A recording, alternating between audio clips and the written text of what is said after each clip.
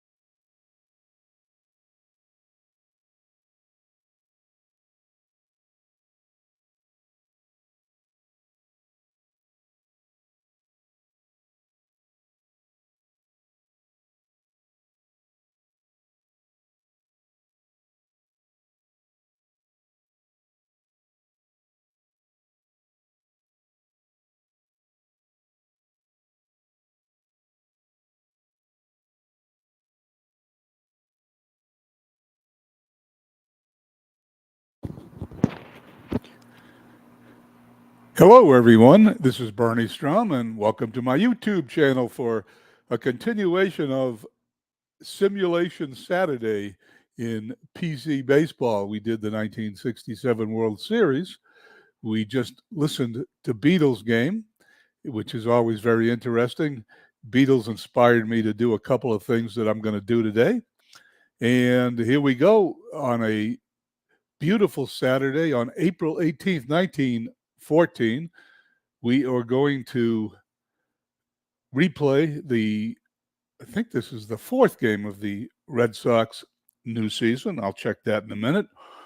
In the meantime, of course, I didn't doing Dead Ball Baseball Beatles because you're the one who convinced me that after watching a couple of your episodes to replay Dead Ball, and I can tell you that my interest in replaying Dead Ball is interfering with me watching 2023 baseball on TV. I'd rather play these games and watch the playoffs, unfortunately, because there's a playoff game right now. I'd never miss it, but I'm missing it today. Anyway, today, besides you convincing me to do Dead Ball Baseball, which I'm really enjoying, you introduced me to the biographical encyclopedia, which I can't put down ever since I picked it.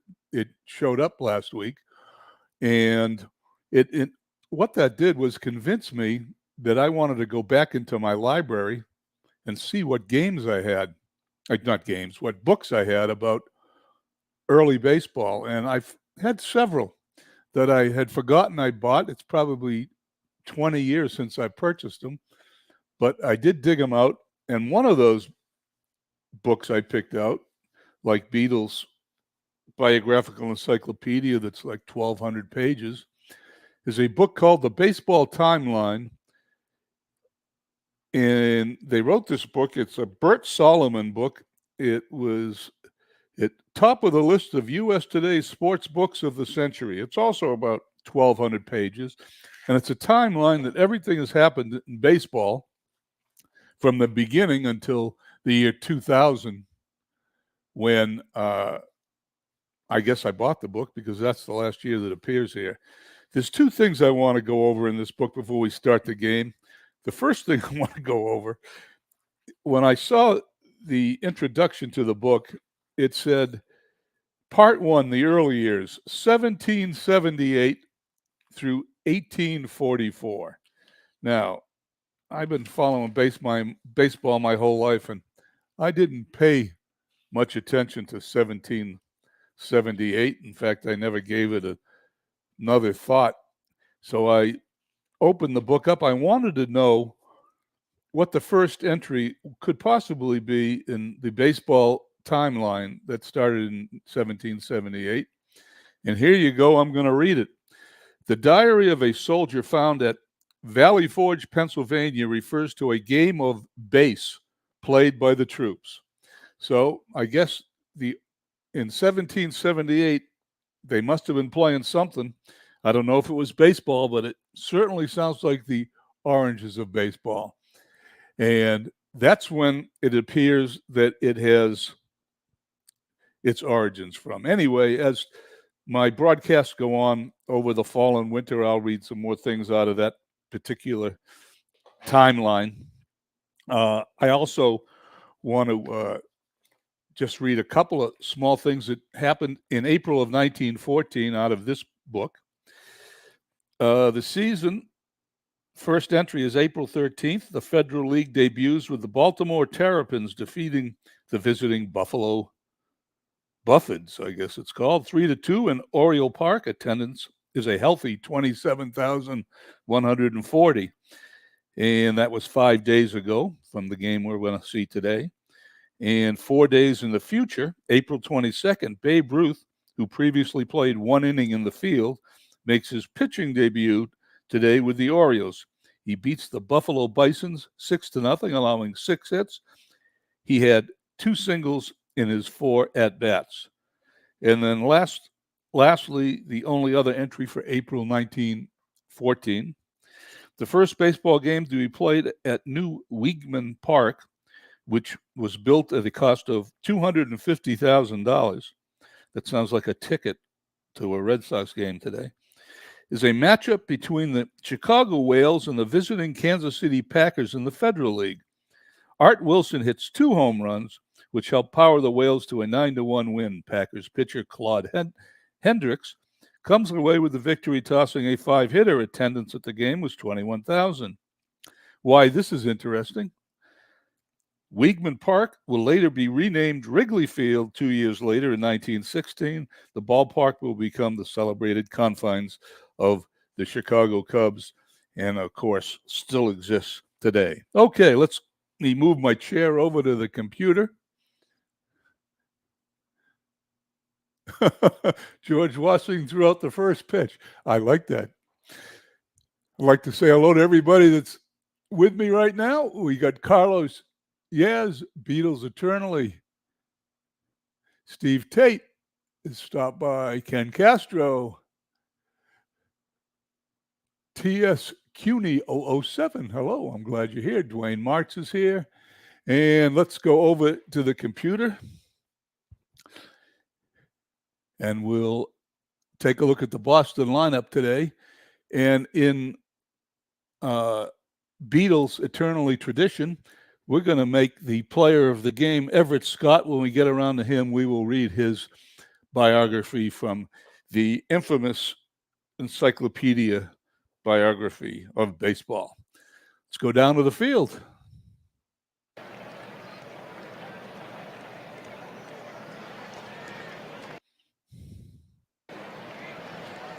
Here we are at Fenway Park in Boston. It is April 18th, 1914. And we're about to begin the game. Let's go over the batting order for the visiting Philadelphia A's. Eddie Murphy, which is not the Eddie Murphy we all know from today, in right field batting first. Tom Daly in left field batting second. Eddie Collins at second base batting fourth. Frank Baker, home run Baker at third base, batting fourth. Stuffy McGinnis batting fifth at first base. Amos Struck batting sixth in center field. Jack Berry batting seventh at shortstop. Wally Shang, the Philadelphia catcher, batting eighth. And Bob Shockey, the Philadelphia pitcher, batting ninth. For the Red Sox, we have their famous outfield of Hooper Speaker, and Duffy Lewis. Gardner at third. Scott, our player of the game, at shortstop. This is his rookie year. This is the fifth game of the year for the Red Sox. Yerkes at second. Engel at first. The catcher for the Red Sox, Pinch Thomas. I don't know much about him, but we'll figure that out during the game. And pitching for the Red Sox, Hugh Bedient. First batter up, Eddie Murphy steps in. And here's the 3-1 pitch. And he walks him. Murphy goes to first. That's the Eddie Murphy from 1914, not 2023.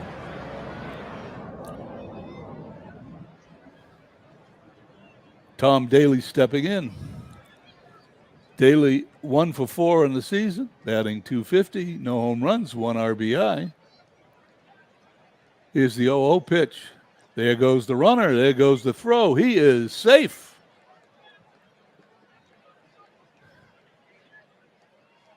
And right away in dead ball, they steal second base like they always do, or at least attempt to steal second base. Daly steps back in, a left-handed batter.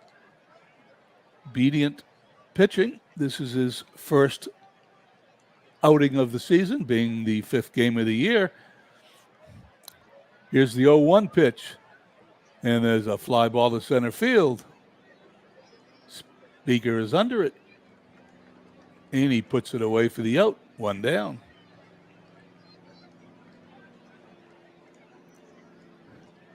Eddie Collins stepping in, 1 for 7 on the young season. Bedient gets his sign. It's a wild pitch. That ball was nowhere near the catcher. Runner's going to third. Thomas picks it up, walks it back in as Bedient covers home plate.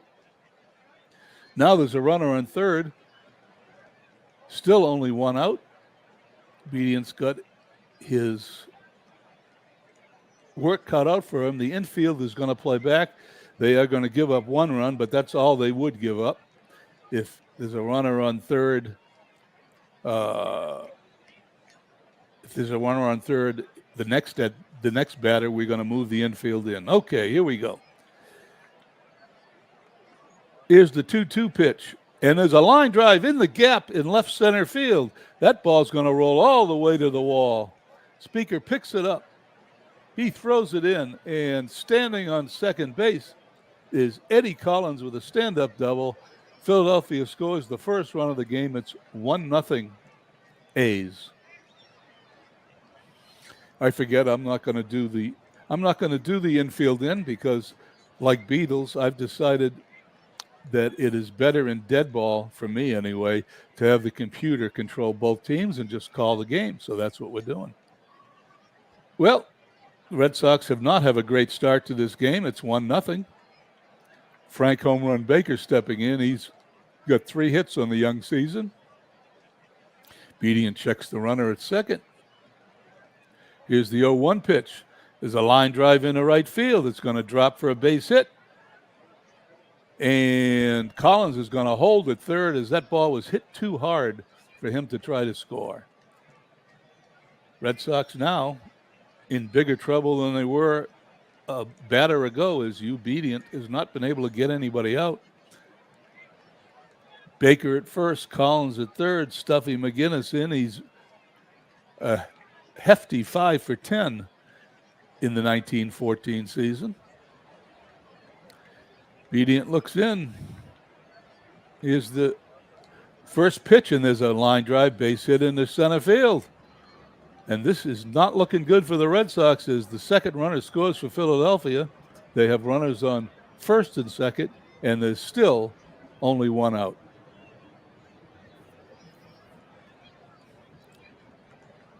Amos Strunk stepping in, the center fielder. He's batting .250, 2 for 8 on the young season. Runners on first and second. Here's the 0-0 pitch. There's a ground ball to third. Over to second for 1. That's going to be it. He's going to hold on to the ball, and they're going to get the force play at second for the second out of the inning. Runners still on first and third. Red Sox behind 2-0. Jack Berry stepping in, the shortstop for the Philadelphia A's. 2 for 5 on the season. Obedient stepping on the mound, gets his sign. He checks the runners. Here's a fly ball in the right field. Hooper's got it for the out. The half inning is over. The Red Sox trail 2-0 as we go to the bottom of the first inning.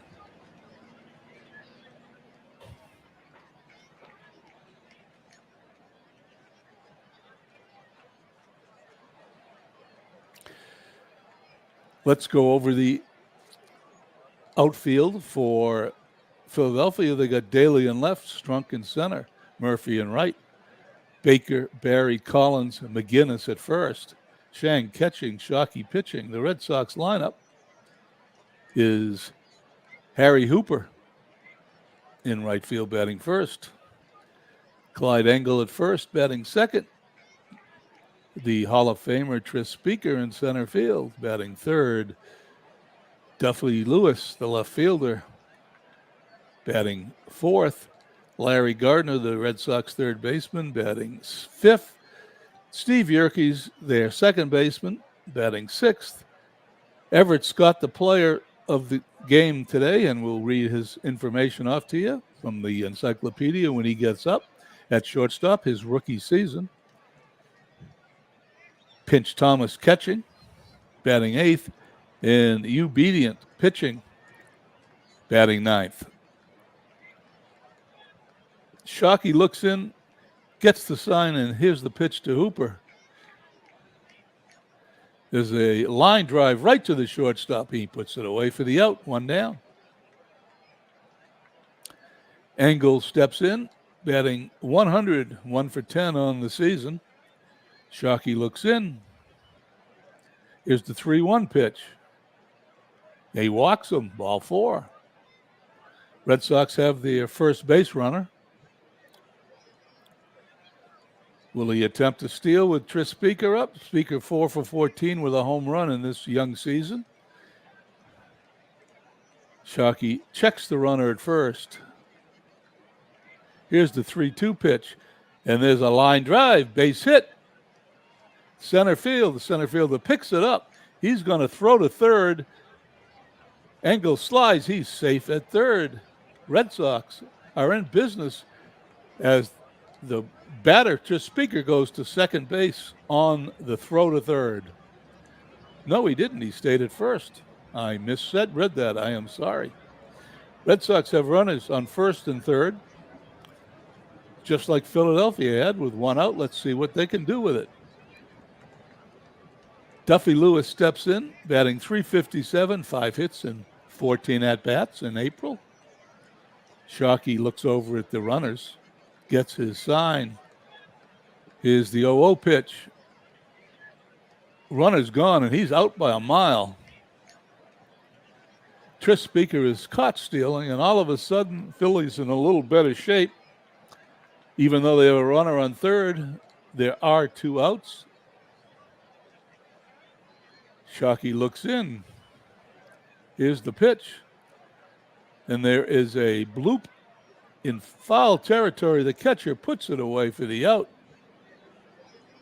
The Red Sox don't score after having 2 runners on with 1 out at the end of 1 inning. Philadelphia leads 2-0.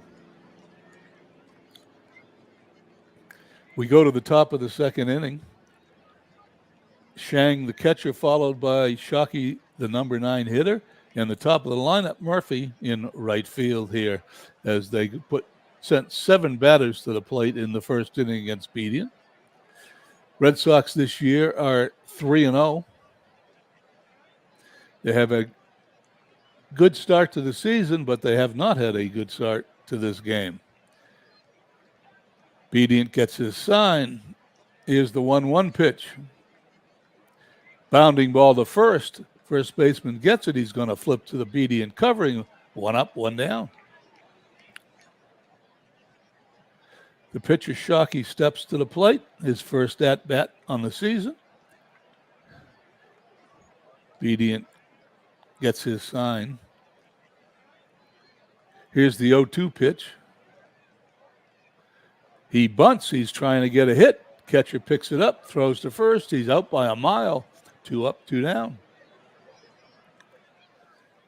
Well, this inning started a little better for the Red Sox. They got 2 outs, nobody on, instead of 1st and 3rd with nobody out, in which they had in the 1st inning. Bedian now faces Eddie Murphy. Murphy walked his first time up, batting .300 on the young season. Here's Bedian's pitch. There's a line drive in the left field. That ball's going to drop, and it's going to be in the corner. He's going to second. Murphy's going to have to slide. He is safe. And Murphy doubles with 2 outs here in the top of the 2nd inning. Murphy on second. Tom Daly stepping to the plate. 0 for 1 today, batting .200 on the young season. Bedian checks Murphy at second. Throws to Daly. It's a ground ball to first. He's going to take it himself, and Angle makes an unassisted out. And the inning is over at the end of 1.5. Philly leads the Red Sox 2-0. As we go to the bottom of the 2nd, the Red Sox will have Gardner, Yerkes, and the rookie Everett Scott coming to the plate. Shockey looks in at Gardner, bats on the left-hand side. Here's the pitch. He's bunting. He's attempting to get a hit. First baseman picks it up, throws to the second baseman covering. He is out. And there's 1 down here in the bottom of the 2nd inning as Steve Yerkes steps in, batting .333. Shockey looks in. Here's the 2-2 pitch. There's a ground ball up the middle, base hit in the center field. Steve Yerkes rounds first, heads back for the bag. Red Sox have a runner on now with 1 out here in the bottom of the 2nd inning. Here he is, Everett Scott. Everett Scott's 5 for 11 in his rookie season. As I grab the encyclopedia, courtesy of Beatles Eternally, the biographical encyclopedia from the editors of Total Baseball. This is a great book, little it isn't. Let me read to you what it says about Everett Scott. He was born in 1892. In Indiana, he died in 1960. Every fan knows that Lou Gehrig played in 2,130 consecutive games, the article starts. But few today remember the player whose streak Gehrig broke. It was Louis Everett Deacon Scott, the Louis Aparicio of his day. Scott led American League shortstops in fielding percentage from 1916 to 1923. He also led league shortstops twice, each in putouts, assists, and double plays. Scott broke in with the Red Sox in 1914, played in the 1915 World Series without distinction, and started his streak on June 20th, 1916 at Fenway Park. From 1914 through 1918, Scott never hit better than .241 in any season, but he appeared in 3 World Series during those 5 years, each of them with the Red Sox. On December 21st, 1921, Scott and pitchers Sad Sam Jones and Joe Bush were traded to the Yankees in exchange for 4 players and $50,000 as owner Harry Frazee began dismantling the Red Sox. Scott replaced Babe Ruth as the Yankees' captain in 1922, as Ruth lasted just 6 days with the title. By 1925, Scott's streak stood at 1,307 games. On May 6th, manager Miller Huggins benched Scott for Pee Wee Waniger, noticing that Scott was slowing down because of bad knees. Ironically, on June 1st, Gehrig pinch hit for Waniger to begin his own consecutive game streak and, of course, later become the captain of the Yankees. Scott, meanwhile, was sold to Washington on June 17th. He played with the White Sox and the Reds in 1926 before retiring at the end of the season. Well, he had a great career, and the fact, something I didn't know that I learned by reading, that he held the record that Lou Gehrig broke. I think that's terrific. Let me glance over here at the chat, see if there's anything I need to talk to. Big Clue checks in. How you doing? I know Beatles states that Scott broke Gus Sirr's record. Well, we'll have to find out who Gus Sir is, because I'm new to dead ball. I'm not sure who he is, but we'll look him up. Now that I've got the encyclopedia, Shockey, who's waited a long time for me to read that out of the encyclopedia, is now going to pitch to Scott. Here's the one pitch, and Scott hits a ground ball to second, short for 1, back to first, and it's a double play. The inning is over at the end of 2. Philadelphia 2, Red Sox nothing. Here at the top of the 3rd inning, Philadelphia's got Collins, Baker, and McGinnis due up. Here's Bedian's pitch, and there is a fly ball into center field. That's a base hit.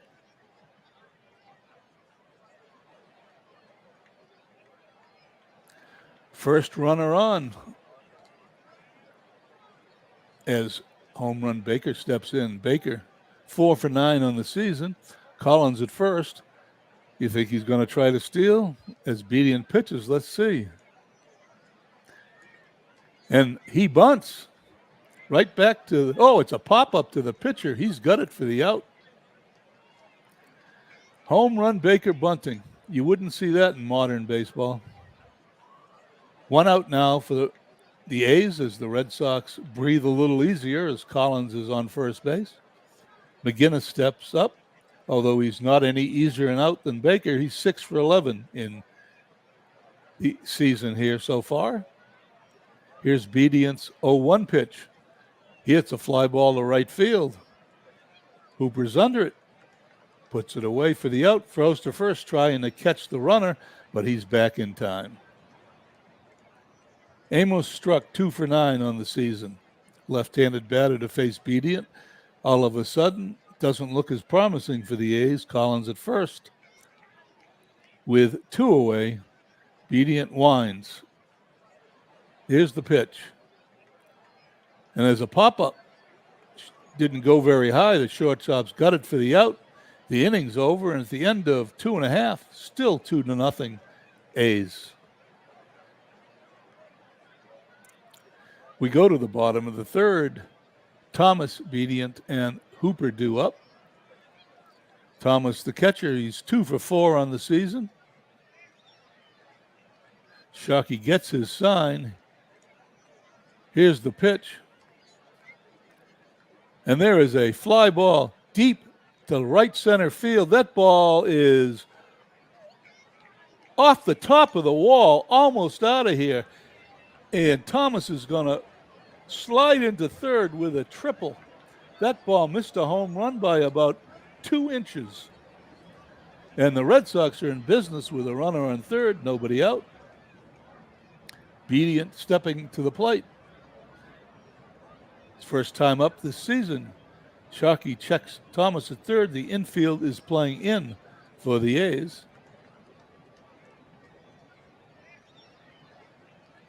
Here's the 0-1 pitch. Ground ball to second. He throws home. He is going to be out.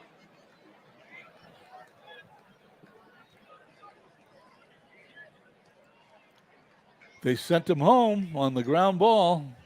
It didn't work. He's thrown out at home. The infield playing in did the trick.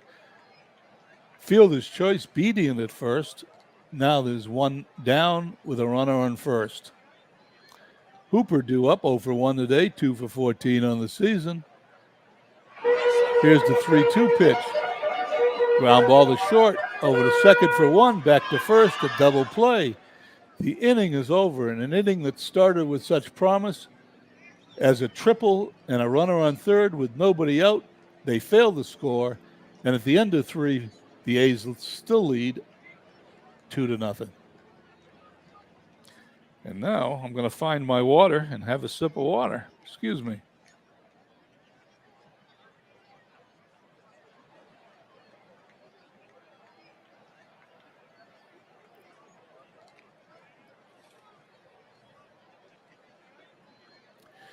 Here we are on the top of the 4th. Barry, Shang, and Shockey due up. Bedient has settled down since he allowed those 2 runs in the first inning. Here's the 1-1 pitch. Line drive to right field. It's going to drop in for a base hit. And Philadelphia gets the leadoff runner on. 1-0 runner on first. Shang due up. He's 0 for 1 on the day, a 1 for 5 hitter this season. Bedient checks Barry at first, gets his sign from Thomas. Here's the 1-0 pitch. He hits a fly ball in the left field. Lewis has got it, puts it away, throws it in. Runner holds at first. We have 1 down, runner still on first. Shockey stepping in 0 for 1 today and 0 for 1 on the season. Bedient checks the runner on first. Here's the 0-0 pitch. He's going to bunt. It's going to go to the first baseman, going to flip to the second baseman covering. Yerkes, they've got the out, and Barry goes to second base with 2 away. Barry in scoring position. Eddie Murphy, who's 1 for 1 today, 4 for 11 on the season. He has 2 RBIs. A base hit will certainly give him 3 RBIs. Bedient stares in at Thomas, gets the sign, checks the runner. Here's the 3-2 pitch. Ground ball to first. Engel takes it, steps on the bag for the out. At the end of 3.5, Philly leads 2-0. We go to the bottom of the 4th inning. Red Sox have Engel, Speaker, and Lewis due up. Shockey shutting out the Red Sox through 3 innings. Engel walked his first time up, 1 for 10 on the season. Here's the 1-0 pitch. He hits a ground ball back to the mound. Shockey picks it up, throws to first, 1 away. Tris Speaker stepping up. Speaker singled his first time out, was thrown out trying to steal second. Batting .333 on the young season. Shockey winds. He fires. And there's a base hit into right field. Line drive single. Speaker now 2 for 2 on the day, living up to his Hall of Fame reputation. Speaker on first, 1 out. Duffy Lewis is due up. He's stepping in, 5 for 15 on the season. Shockey checks the runner. Here's the pitch. He walks him. The Red Sox are in business now with 1 out, tying runs on first and second. Larry Gardner up 0 for 1 on the day, batting .250 on the season. Sharkey checks the runners, gets his sign. Here's the 0-0 pitch. Tris Speaker steals third without a throw, and Duffy Lewis goes to second, and the Red Sox now have both runners in scoring position. For some reason, the catcher Shang did not throw. Sharkey in a little trouble. Gardner looking to knock in his first runs of the season. Sharkey looks in at Shang. Here is the 1-0 pitch. Ground ball to second. Throw home. It's not going to be there in time. The runner is going to score.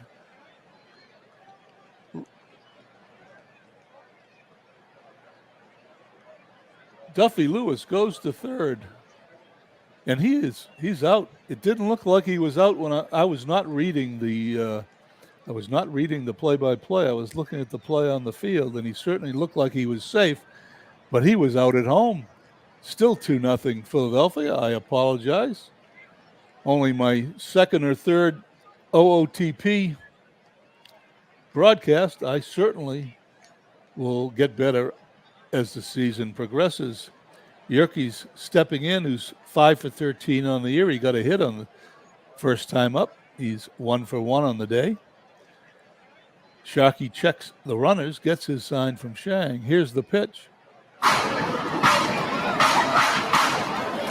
And it's a line drive to third base. He puts it away for the out. The Red Sox failed to score, even though they had runners on second and third with only one out. That's 2 innings in this game where they should have scored. They had a runner on third, nobody out. Runners on second and third, 1 out. And they failed to score. You usually don't win games when that happens. At the end of 4, 2-0 Philly.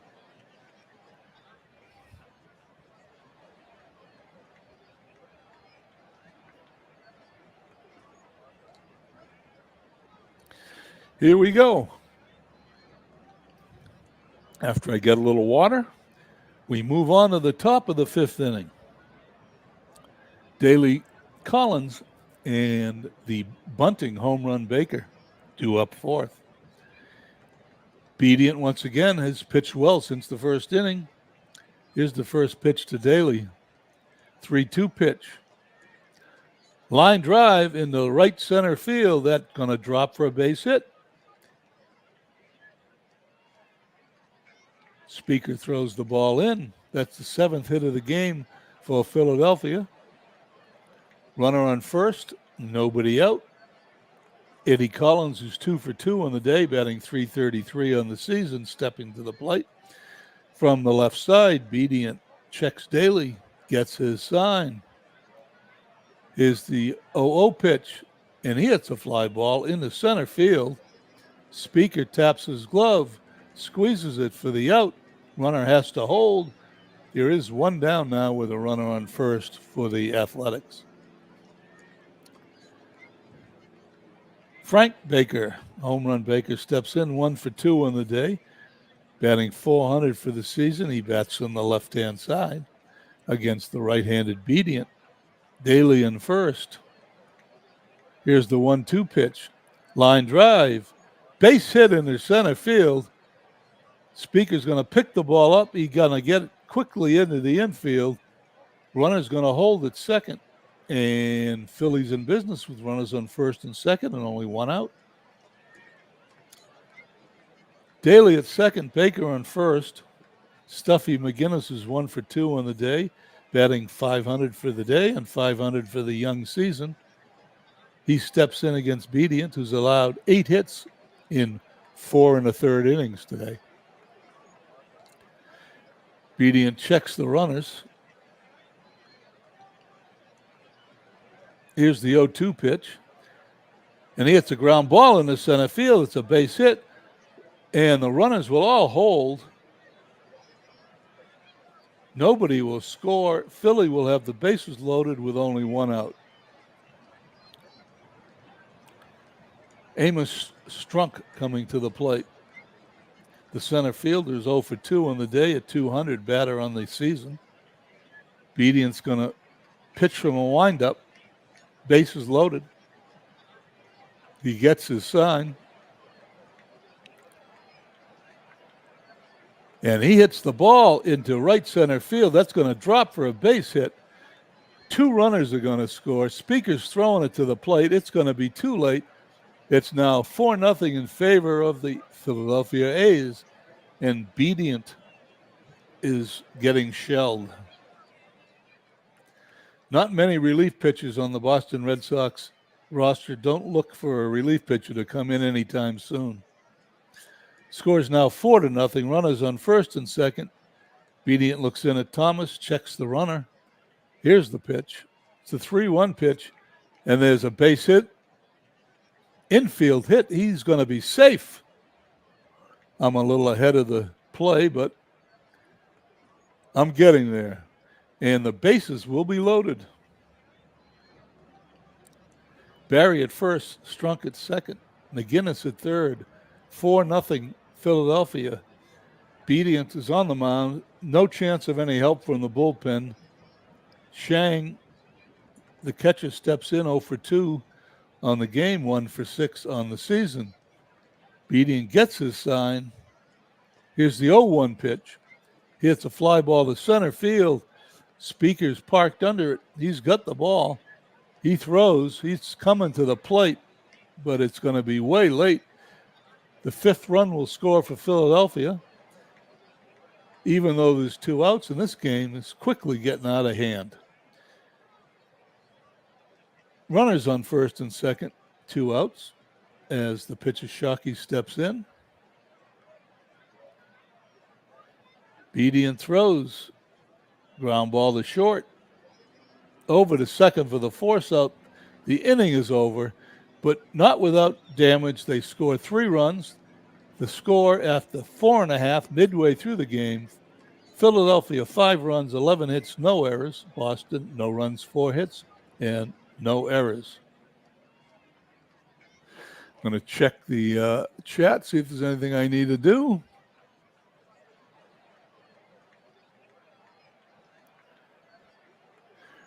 Rangers lead the O's 3-1 in the bottom of the 6th. Thanks, Dwayne.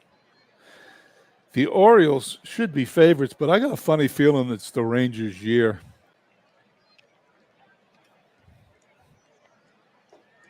Back to the simulated game in 1914, which was 109 years ago. Shockey will face the bottom third of the Red Sox order, Scott, Thomas, Bedient. They're going to have to start something now if they're going to make up these 5 runs. Scott 0 for 1 on the day, 5 for 12 on the season. Here's Shockey's 3-2 pitch. Grounder to short. Over to first, there's 1 down. Good play by Barry. Second batter is up. Pinch Thomas, 1 for 1 today. 3 for 5 on the season. He bats from the left-hand side. The manager must have known something about Thomas being able to hit Shockey. That's why he's in. Here's the 3-2 pitch. He hits a bounding ball to first. Takes it to the bag himself. 3 unassisted. 2 down as McGinnis makes the play. The pitcher Bedient's up. 0 for 1 on the season, 0 for 1 on the year. Shockey fires. And he strikes him out. 3 up, 3 down for the Red Sox. As we go to the top of the 6th, the A's lead 5-0. Top of the 6th, we go to the top of the Philadelphia order, Murphy, Daly, and Collins. Murphy 1 for 2 today, 333 on the year. Bedient gets the sign. Here's the 3-2 pitch. Bounding ball to second base. Yerke's got it over to Ennis for the out. Engel, excuse me. Second batter up. Daly, who's 1 for 3 on the day, batting .286 on the season. Bedient gets his sign. Here's the 3-2 pitch. Ground Ball to third base, over to first for the out. Gardner makes a great play. 2 up, 2 down. Third batter in the inning, Eddie Collins, 2 for 3 on the day, 3 for 10 on the season. Beedian gets the sign. Here's the 3-2 pitch. There's a fly ball, medium right field. Hooper's got it for the out. 3 up, 3 down for the A's as we go to the bottom of the 6th. 5-0 A's. There's something unusual about this game so far that I can see. It looks to me like there's no errors. Now, of course, I probably will jinx him as Shockey looks in and gets a sign from Shang to pitch to Hooper. 0 for 2.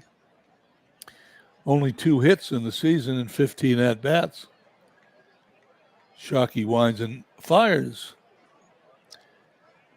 Hooper hits a fly ball to center field.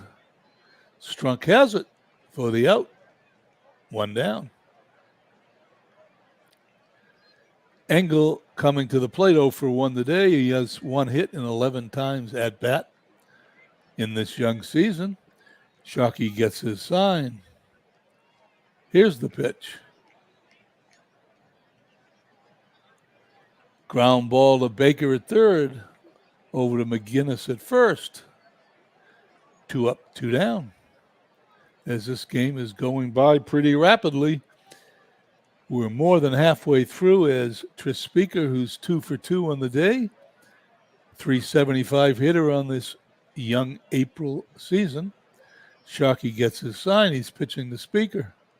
It's the 1-2 pitch. There's a line drive deep into right field. It is out of here. It's over the fence. It is behind the Boston Red Sox batting order, but it did sneak over the 302-foot sign. The Red Sox have their first run of the game as Speaker hits a 341-foot home run. That's his second home run of the season. Red Sox now only trail 5-1. Let's see how Shockey takes this as he looks in and gets the sign. Duffy Lewis 0 for 1 on the day, 5-15 for 15 on the season. Shockey winds. Here's the 1-1 pitch. And there's a line drive in the deep right field. It's going to be over his head. It looked like it might have been misjudged by Murphy. It's rolled all the way to the wall. Duffy Lewis is going to go in the third, and he's going to have himself a triple. Well, the Red Sox show some life. Home run by Speaker, triple by Lewis.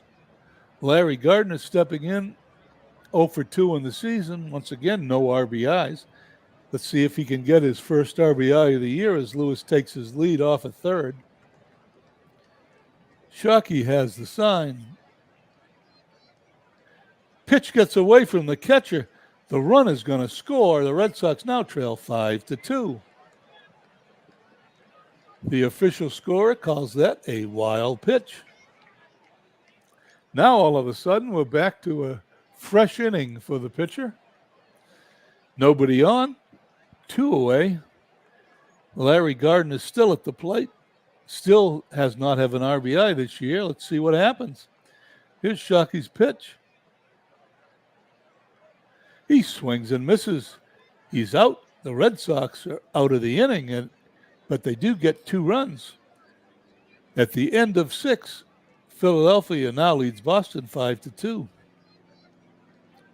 Still no errors in the game as we go to the top of the 7th. Baker, McGinnis, and Struck due up. Beedian gets his sign. Baker 2 for 3 on the day. Here's the 0-0 pitch. Bounding ball to second base. Erkes boots the ball.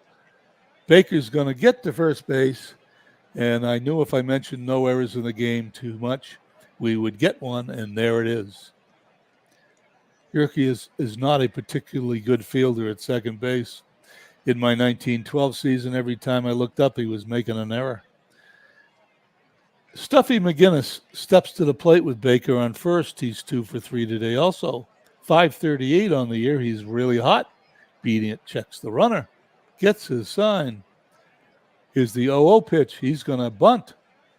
Picked up by the first baseman over to the second baseman covering first for the out as a sacrifice. And there's a runner on second base. Home run Baker on second base from the sacrifice as Strunk steps in. Amos 1 for 3 today. No home runs, 3 RBIs on the season. He's looking to get his 4th RBI as Obedient checks Baker at second, gets his sign from Thomas. He winds, he fires. This ball gets away from the catcher. Baker's going to third. Thomas picks it up. The official scorekeeper calls that a pass ball also. And here we go with a runner on third. 5-2 deficit for the Red Sox. I'm not sure what Obedient's thinking now, but he's got to be really angry at Thomas, who's let that runner get to third. Infield in for the Red Sox. Strunk up. 1 for 3 today. Obedient glances at Baker, gets the sign. Here's the 3-2 pitch. Swing and a miss. Strike 3, and he's out. Strunk is down on strikes, and the Red Sox infield can move back with 2 outs. Obedient still has Baker at third. A's still have a 5-2 lead. Barry stepping in 2 for 3 today.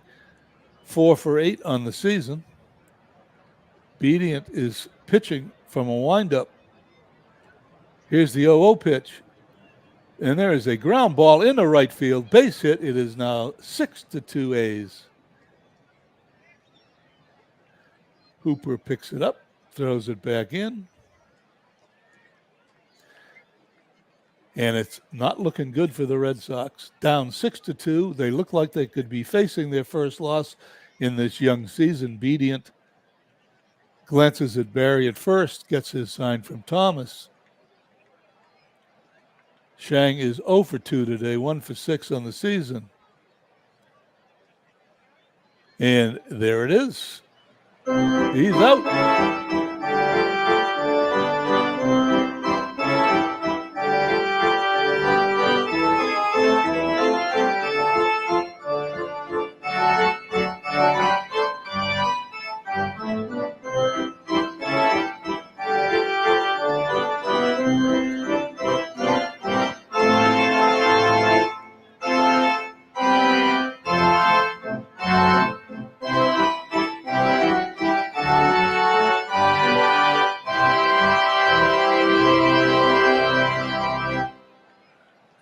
This is 1915. I don't think that song was written yet, but it sounds good still to me. Lord Judgment 1818, thank you for coming in and rooting for my Red Sox. I'm rooting for my Red Sox also. And in the bottom of the 7th inning, they're going to send Yerke, Scott, and Thomas to the plate. And if one of those guys gets on, the pitcher, Obedient, will be batting.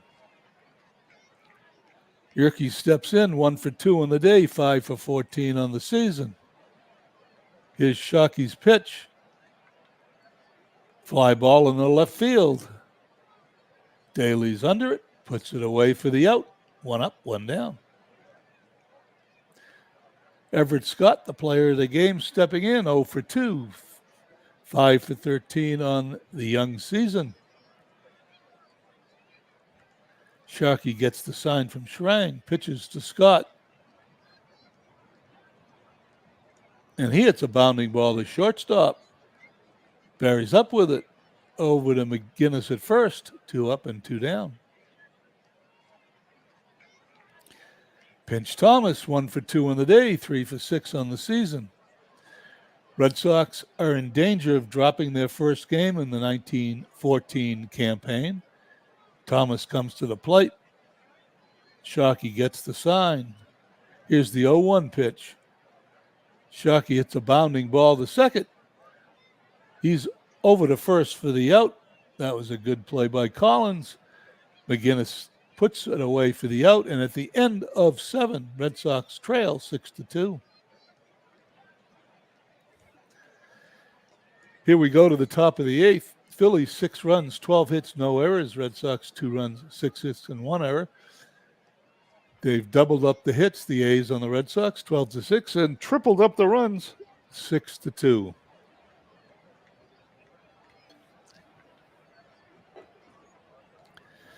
Here in the top of the 8th, Shockey the pitcher, followed by the top of the order, Murphy and Daly due up. Shockey 0 for 2 on the day. Here's the 1-2 pitch. Called strike 3. Shockey turns around and trots back to the dugout.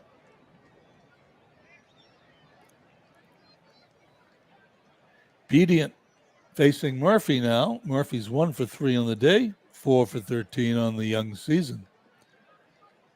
Bedient winds and fires. It's a 3-1 pitch. There's a line drive in a right field. It's going to go into the corner. The right fielder is going to pick it up. Hooper throws it in. And into second with a stand-up double is Eddie Murphy. Philadelphia is relentless. They've got 6 runs scored, and they're banging on the door to get a 7th. Daly stepping in. Daly 1 for 4 on the day, 2 for 8 on the season. Daly, a left-handed batter, and the Red Sox now put in a relief pitcher. It's the first relief pitcher of the season. Fritz Comby steps in. His real-life statistics, he was 2 for 7 in real life, 117 innings pitched, an ERA at 2.29. Let's see how he does. He's a left-handed pitcher facing left-handed left fielder Daly. Runner on second. Here's the 0-0 pitch. The runner's going to third. He is out at third base. Well, there goes the threat for Philadelphia as they run into the second out of the inning. Daly's still up. Coombe still pitching. I think that's how you pronounce his name. I'll look it up later and find out for sure. Here's the 1-2 pitch. Swing and a miss, and we're out of the inning at the end of 7.5, 6-2 Philadelphia.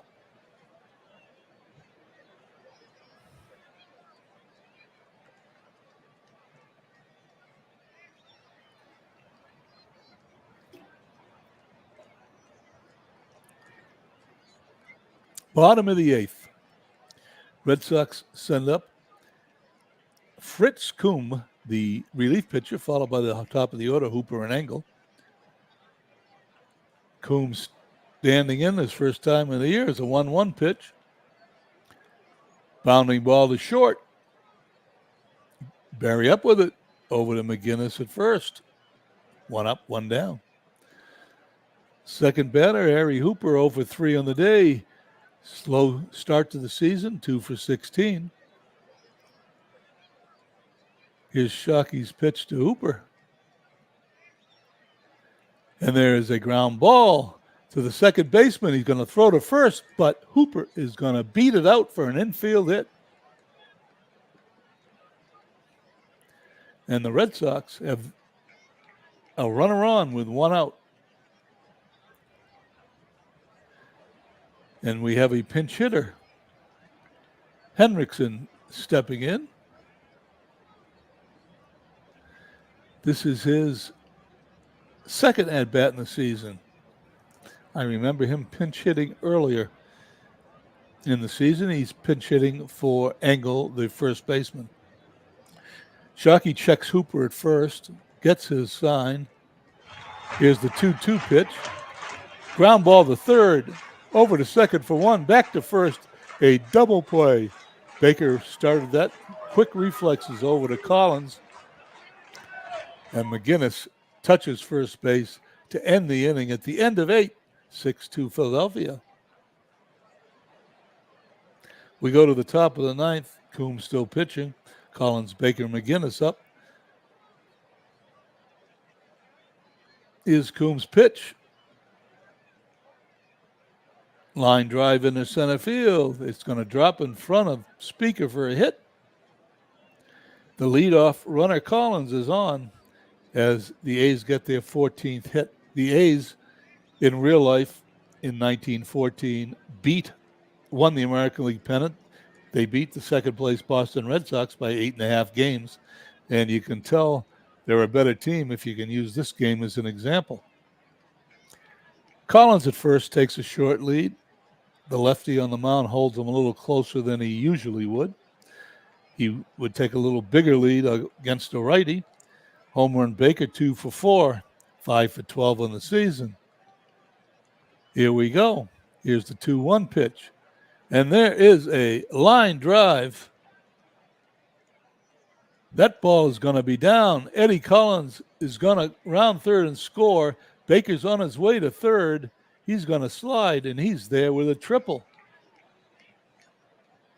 It's now 7-2 Philadelphia, as they're not giving the Red Sox any sort of opening to come back in this game. It's now 7-2, 15 hits for Philly. Coombs going to face McGinnis, Baker at third. The infield's back because it doesn't make any difference. Here's the pitch.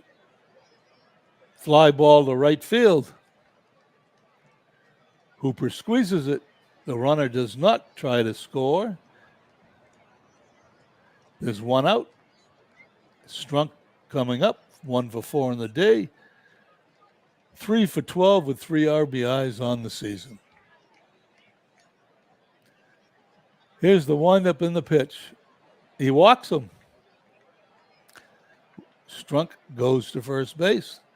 The only good thing about that is it sets up a potential double play for the shortstop Barry, who, unfortunately for the Red Sox today, is 3 for 4, 5 for 9 on the season with an RBI.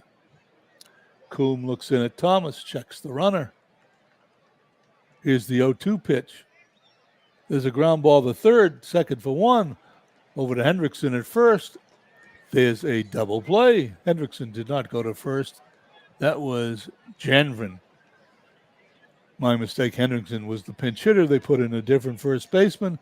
Walking, Strunk worked as Barry hit into an inning-ending double play as we go to the bottom of the 9th.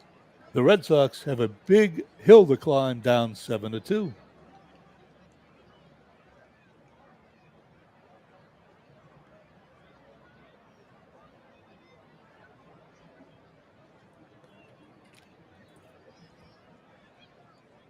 Okay.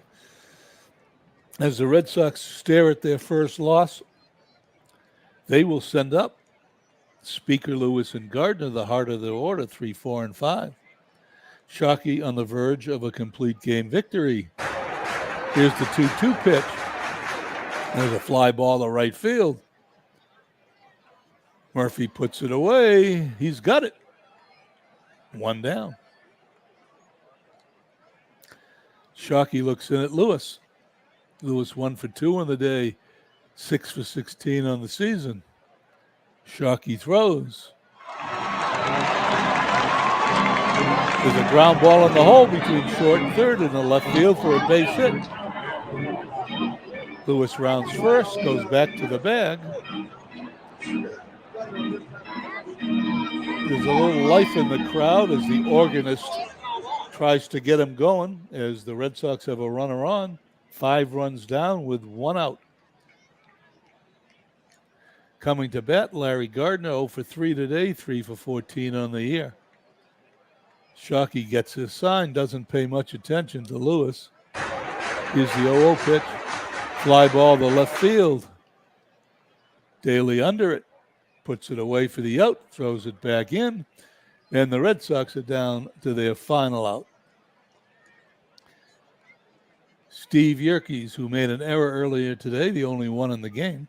1 for 3, 5 for 15 on the season. Shockey ignores Lewis at first. Here's the pitch.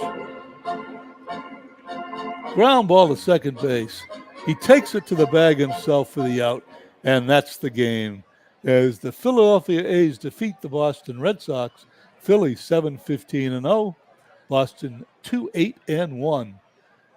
As the Red Sox suffer their first defeat in 1914. As we go to the write-up, which is one of my favorite things out of the park baseball does, Red Sox lose to the Athletics 7-2. Spirited fans greeted the Boston Red Sox for their clash with the Philadelphia A's. The Philadelphia Athletics racked up a win at Fenway Park, bumping off the Boston Red Sox 7-2. Bob Sharkey, who started for Philadelphia, pitched effectively for his team. Sharkey, now 1-0, was the winner in 9 innings. He gave up 8 hits while striking out 2, walking 2, and allowing 2 runs. Amos struck the 25-year-old center fielder, had a direct impact on the outcome. Struck contributed a 2-run single in the top of the 5th to put Philly ahead 4-0. Win or lose, we pick each other up in the clubhouse, Sharkey told the Philadelphia Gazette. The victory makes Philly 2-1 on the season. The Red Sox are 3-1. We'll look at the standings here in a second. 3 hits for Speaker for the Red Sox, 2 hits for Lewis. Those were the offensive highlights. There were lots of hits for Philadelphia, 3 hits for Collins, 3 hits for Baker, 3 hits for Berry. They played pretty good. There was a home run in the game. Tris Speaker put a ball in the right field grandstands, 341 feet from home plate. For the Red Sox, Bedient pitched 7 1/3, 13 hits, 6 runs, 5 earned, struck out 2, walked 1, while Sharkey pitched 9 innings, allowed 8 hits, 2 runs, and won the game. Combe pitched 1 2/3 innings of 2-hit, 1-run ball. In relief, let's leave the game here, hop over to play the rest of the day by hitting that button. It's played. The only thing I'll show you before we sign off are the standings. The St. Louis Browns and the Boston Red Sox are tied for first place at 3-1. Philly is in second at 2-1 in the National League. The St. Louis Cardinals top the National League with a 4-1 record, followed by the New York Giants, Philadelphia Phillies, and Cincinnati Reds, all tied, and the Brooklyn Robins, all tied at 2-1. I'm looking forward to doing 1914, my post-game season with the 1967 Red Sox and the 2023 Red Sox are almost over. And in the offseason, I will concentrate on this 1914 season. This will be the only one I will be playing until the spring. Besides the 1914 Red Sox season, I'll be playing some football, hockey, and basketball on the channel. Anyway, I want to thank everybody for joining me. It's been a great doubleheader. Thanks to Beatles for his game, and thanks for Dwayne Martz for his game earlier in the day. That's 1, 2, 3, 4 games in a row. I think I'm going to take a break. I've been in front of this screen all day. Hope to catch you guys on a broadcast later this evening. Have a wonderful Saturday.